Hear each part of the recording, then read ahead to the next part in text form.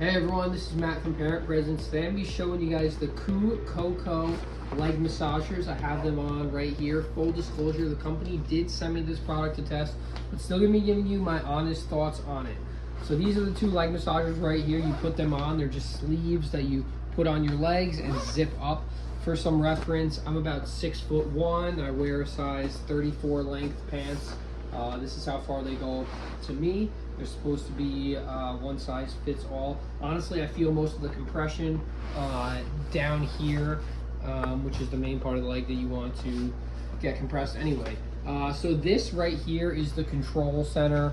That's what I like to call it.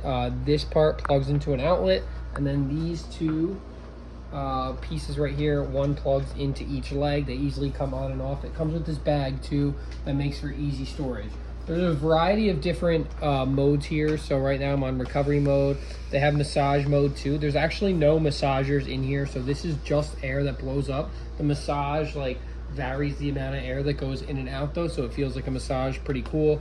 The press mode, relax mode, and relief mode. If you wanted to focus on a certain position, you could use the P and hit a certain position.